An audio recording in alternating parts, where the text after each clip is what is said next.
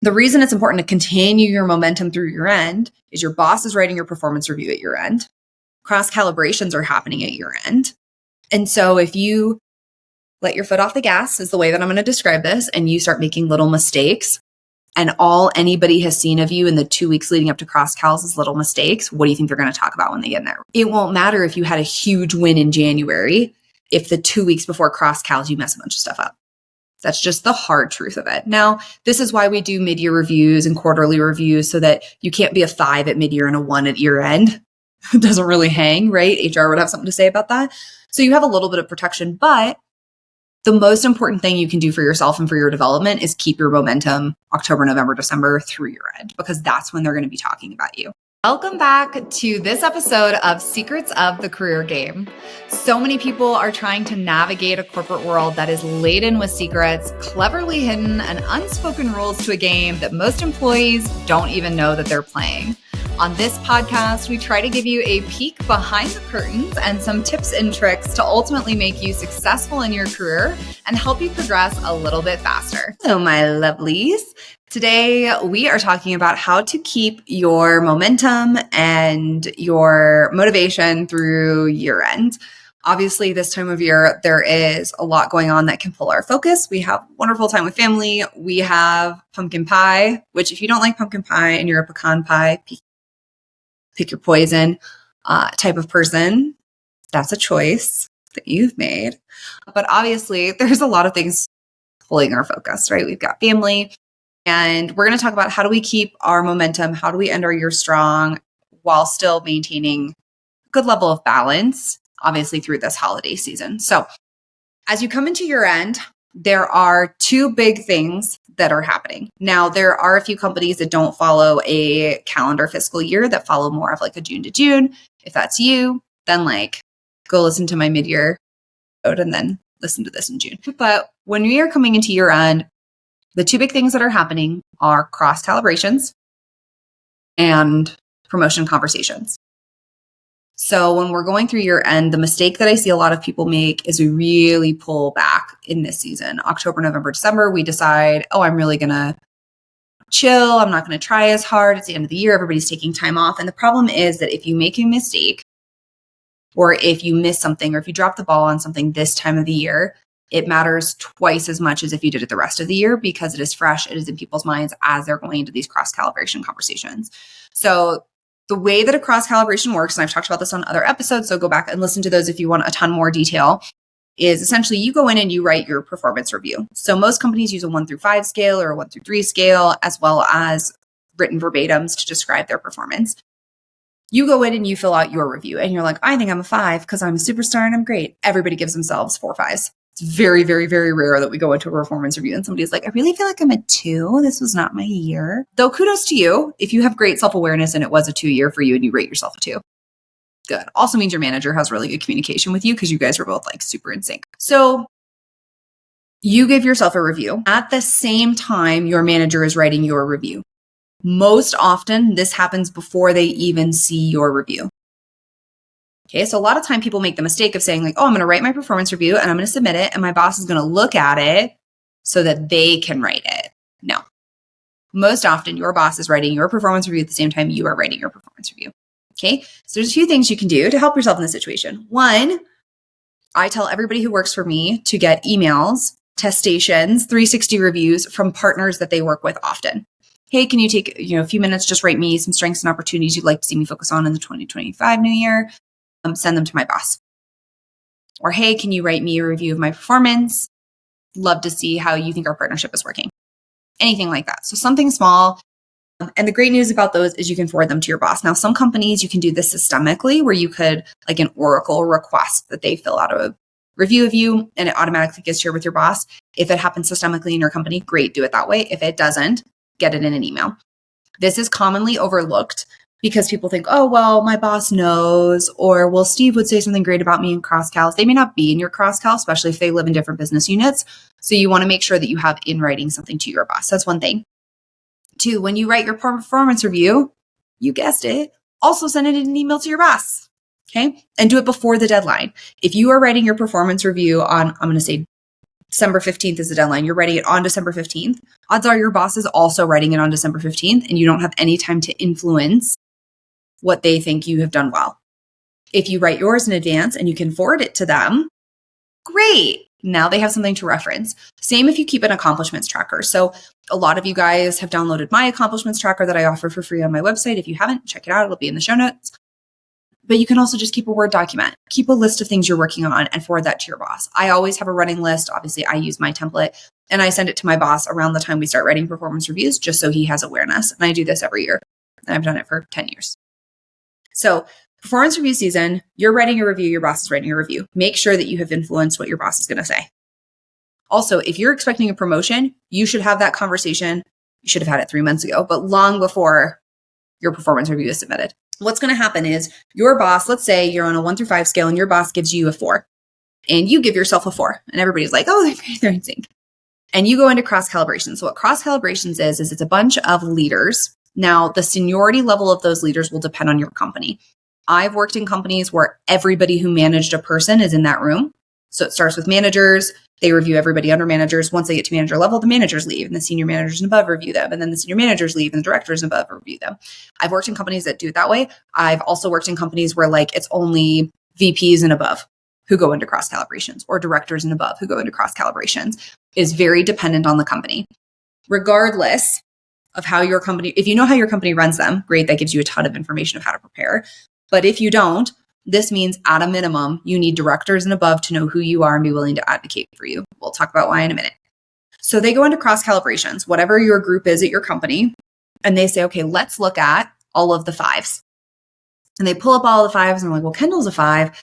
Is Kendall the same 5 as Steve, who's a 5? Like if we were to put them against each other, do we think they're performing at the same level?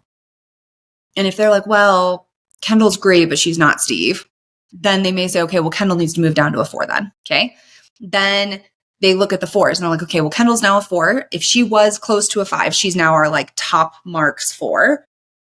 Who in this bucket of 4s doesn't fit? And they're like, oh, Susie, not cutting it. If she's compared to Kendall, it's like, great. Now Susie's a 3 and Susie becomes a benchmark for 3s. See how that works? So what happens is even though your boss may write your review and say, hey, I think you're a 4, they may go into cross calibrations. And when they calibrate you against other people who are listed as 4s, they may determine like, that's not a great fit. The reason cross calibrations are important is because 1, your performance does not stop with your manager. This can be good and it can be bad. Okay. If you say your boss hates you, run a scenario, your boss hates you and they give you a 1 and they go into cross calibrations and Steve is like, Kendall's not a 1. I would say that Kendall's hanging out with Joanne, who's a 4. Why would you put Kendall as 1? And now everybody can deliberate and they can say, oh, well, Kendall definitely shouldn't be the 1. That's way too low for her. She needs to be in the 3 category at a minimum. And then maybe you get shifted to a 3. So cross calibrations is great when you have a manager who doesn't like you because it means other people also get to weigh in on your performance. Now, where cross calibrations can be bad is when you don't have anyone else to weigh in on your performance. So your boss thinks you're a 5, but then you get into that room and everybody else is like, I've never even heard of Kendall. How can she be a 5 if she has no reputation and no presence? And that can knock you down to a 4, to a 3. I've seen it happen. I've gone into cross calibrations where I've seen somebody be listed as a 4 and walk out of calibrations as a 1. I've seen it happen. In fact, it's one of the passages that I talk about in my book that's coming out next year. I have seen people go in as 4s and leaves as 1s. That's what cross calibrations can do. Because if your boss loves you, but everybody else thinks you're terrible, it can dock you quickly. But the reverse is also true. If your boss is out to get you, but everybody else sees how great you are, it can protect you a lot. And that's why most companies do cross calibrations. I think cross cals get a bad rep because people think we're trying to fit into a distribution curve. We're trying to fit into a bell curve where there's only a certain percentage of 1s and 5s. Those are generally targets. Very rarely are they held such specific criteria to where we're like, oh my gosh, no, we need to move 1 more person. Otherwise we're not going to hit our percentage. Very rarely have I ever seen that happen. But more often it's a tool to say, does the 5 group hang together? Are they all good together? Are they all operating at the same level so that you don't have somebody who's doing a bad job, but they're on a bad team, so they look better and they're ranking as a 5 compared to somebody who's absolutely crushing it getting a 5, right? We want it to be more fair across all the teams. So that's the purpose of cross calibrations. So thank you for tuning in to today's episode. If you're finding the information on this podcast helpful and you're looking to take control of your career and start to elevate yourself to the next level, go ahead and check out our course. Go to bit.ly/career coach course to get signed up today and to start taking your career to the next level and navigate the secrets of the career game. The reason it's important to continue your momentum through your end is your boss is writing your performance review at your end. Cross-calibrations are happening at your end. And so if you let your foot off the gas is the way that I'm going to describe this, and you start making little mistakes, and all anybody has seen of you in the 2 weeks leading up to cross-cals is little mistakes, what do you think they're going to talk about when they get in there? It won't matter if you had a huge win in January if the 2 weeks before cross-cals you mess a bunch of stuff up. That's just the hard truth of it. Now, this is why we do mid-year reviews and quarterly reviews, so that you can't be a 5 at mid-year and a 1 at year end. It doesn't really hang, right? HR would have something to say about that. So you have a little bit of protection, but the most important thing you can do for yourself and for your development is keep your momentum October, November, December through your end, because that's when they're going to be talking about you. So ideally, it's also a great time, if you have the level of influence, to make sure that your biggest projects are going live at the end of the year. It's not a bad thing to do, right? I have an employee on my team whose big project went live in November, and it's all anybody can talk about. It's good for them, right? Now, it doesn't mean you should hold on to stuff and delay it until the end of the year, but if you can have big things go live at the end of the year, it does help for cross-calibrations generally. It's also why a lot of women have the conversation point of like, oh, well, I took maternity this year and it really hurt me. Especially if your maternity leave is like in the second half of the year and they go into cross-calibrations and they're like, well, Kendall did really, really great in May, but she hasn't been here for 6 months. I'm not saying it should work like this. I am not saying that it should work like this.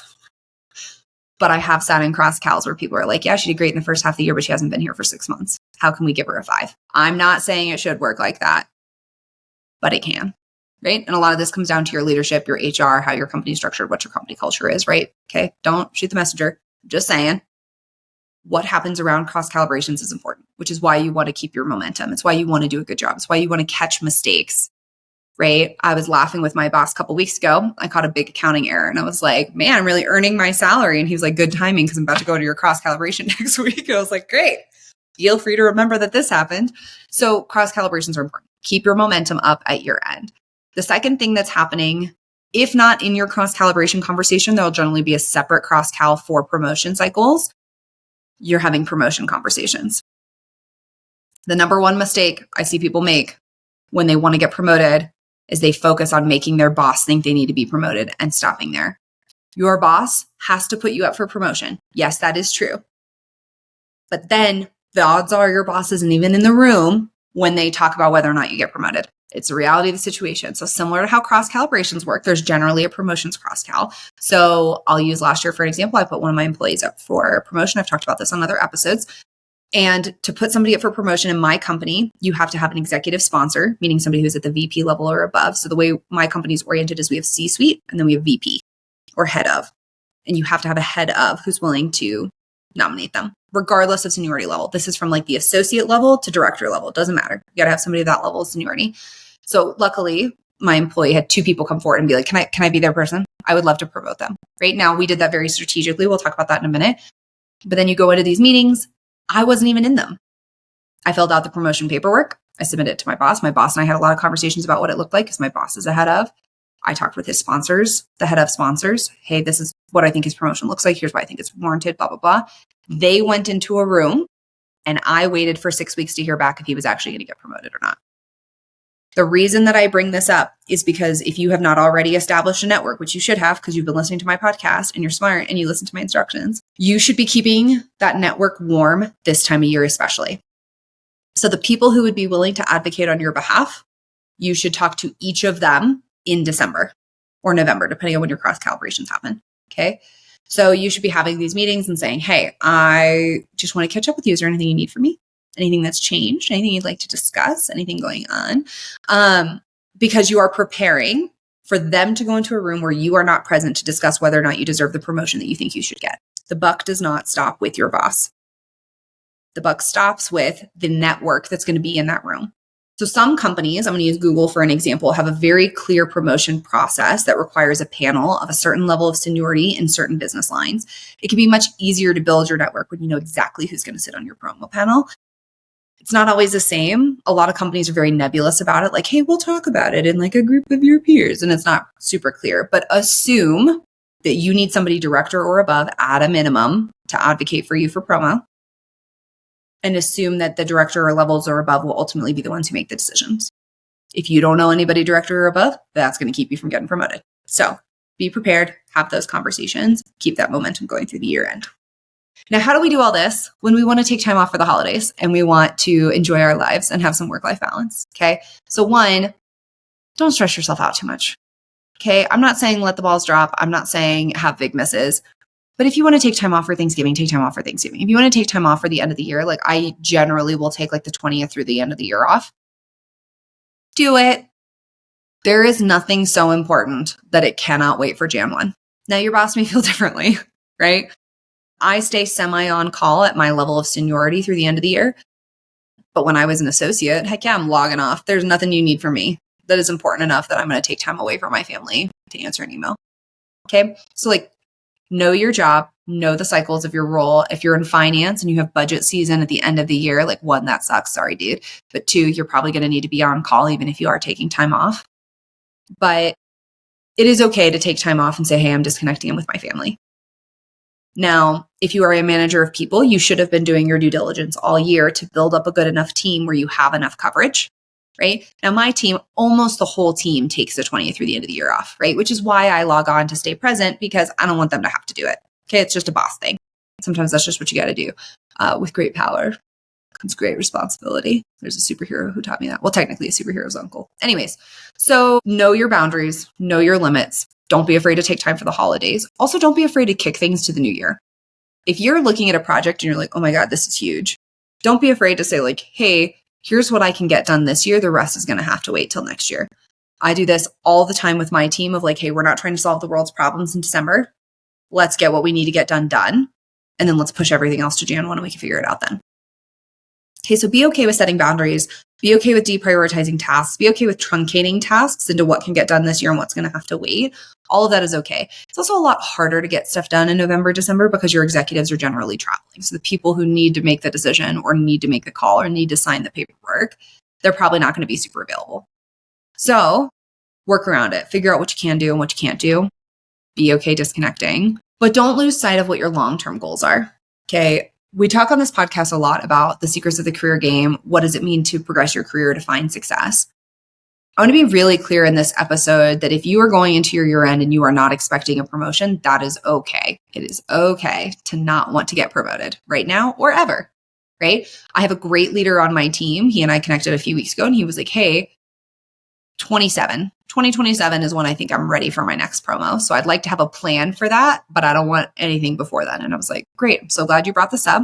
Let's figure out what that plan looks like. Let's figure out what skills we need to build. Let's figure out how we kind of harness some of the strengths that you have and really set yourself up for success. But I'm not going to stress myself out as your boss about trying to fight for your promotion for the next 2 years because you don't want it and I don't need to be stressing myself that way. It's the same thing if you're looking to get promoted in a year, 18 months. I told my team we were going into our year-end prep meeting. I said, listen, if you are expecting to get promoted this year and you have not talked about it with me, you are not getting promoted this year. It is too late. Like paperwork has been submitted. You have missed the mark. We should have talked about this months ago. If you're looking to get promoted next year and we have not talked about it, you need to bring it up in your one-on-one next week. Not all bosses are going to do this for you. Not all bosses are going to give you this level of granularity or an insight into what the timeline is. But a good rule of thumb, if you follow like a general fiscal calendar aligned with an annual calendar, is that you should be having promotion conversations at your mid-year and at least 3 months before your year end, fiscal year end. Okay, so if your fiscal year end is end of December, which a lot of companies are, your conversations about promo should be happening September, October, and they should be happening at mid-year, June, July. That's a good rule of thumb. So if your year end is June, you should be having that conversation around this time of year at your mid-year and in 3 months at about the March, April timeframe in preparation for year end. Okay, give your boss advance notice. The flip side of this is also okay. If you're saying, hey, I don't want to get promoted because I just don't want to get promoted and I make enough money and I don't have any stress and I'm cool staying at this level, That is great. That is great. I think the LinkedIn, Instagram side of the world, and I'm part of this problem, we make it seem like you have to be climbing the ladder all the time. You have to want to get promoted. You have to want to get to the next level. You have to want to be a CEO. It's not true. You need to figure out what level of seniority best fits you, your lifestyle, your family, and your goals, and strive for that. And it's cool if you stop. So for me, I don't know that I ever want to be higher than a director, personally. Like maybe I could do senior director, maybe if I really wanted to. But I was offered CFO role 5 years ago now, and I turned it down. That does not appeal to me, is not the right fit for my family. I have been offered COO roles that I have turned down that are not the right fit for me, not the right fit for my family.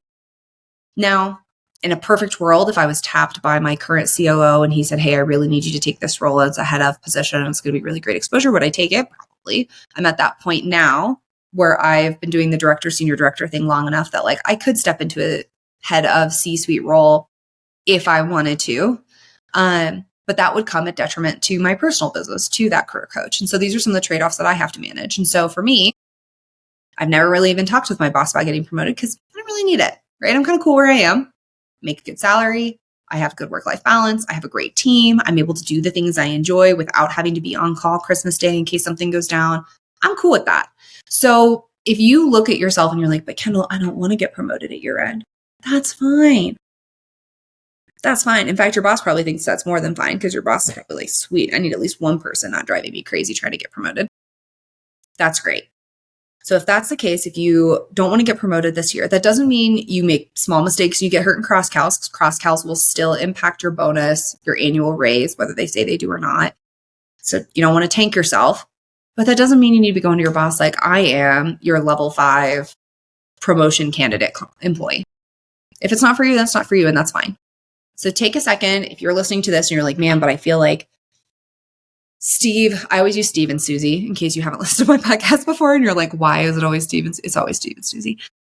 If you're like, well, I went to college with Steve and Steve just got CEO and I'm a director, I really need to be going for that VP title. Don't compare yourself to Steve.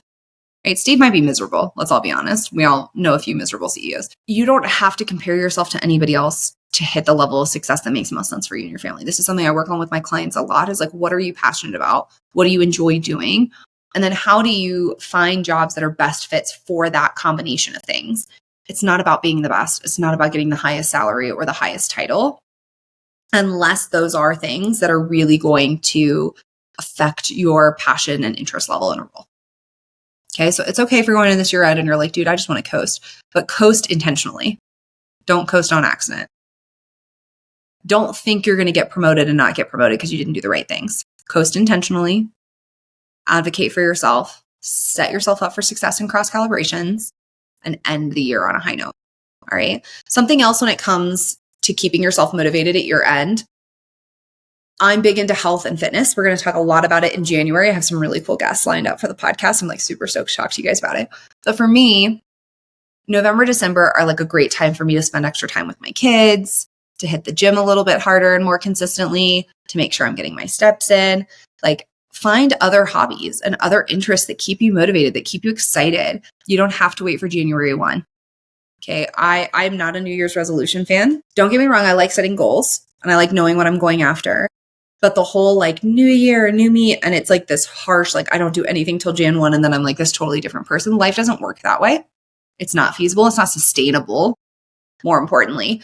And so if there are things where you're like, man, I really want to spend more time with my friends. I really want to get more involved in my community. I really want to work on my health and fitness. I really want to read more books. Do it now. Things are slower. Executives are out of the office. There aren't as many meetings unless you work where I work, in which case there are more meetings. But if you work somewhere normal, there's not as many meetings. Like this is a great time to lean into your hobbies. You want to learn to knit. You want to learn to be a photographer. Like do those things. Find that passion to keep yourself excited. But that doesn't have to be career related. So all of this is to say, year end is a really busy time. There's a lot going on. Prioritize yourself. Prioritize your self-care. But most importantly, and this is the biggest lesson that I think I teach on my podcast that I mentioned in my book that I talk about with my clients, is if you're going to do something, do it on purpose. If you're going to coast through your end, do it on purpose. If you're going to get promoted, do it on purpose. If you're going to learn to make YouTube videos of little cartoon characters and become a graphic artist, do it on purpose. The mistake people make is we expect this accidental life to be exactly what we want without us putting in the time, the effort, or the intention behind it. And that's not how it works. So set yourself up for success in 2025 and figure out what you want to do and do it on purpose. You have so much time. You have so much autonomy. You have so much ability to do things to change your life, to make your life what you want it to be. And if you've listened to me for a while, this is not to say that I have never faced setbacks in my own life or in my own career. I have been iced out of roles. I have essentially been demoted. I have been kicked out of conversations that I was previously a part of. I've had difficulty in relationships. There is no perfect life where nothing ever goes wrong, but that doesn't mean that you don't have the power to change things either. So with that very happy note, I'm going to leave you through your year end here. Stay motivated, stay dedicated, figure out what it is you want to do, go do it on purpose. And then as always, if you have any questions for me, leave them in the comments below and I will get back to you. If you like today's episode, go ahead and leave us 5 stars. Otherwise, I will see you back here next week.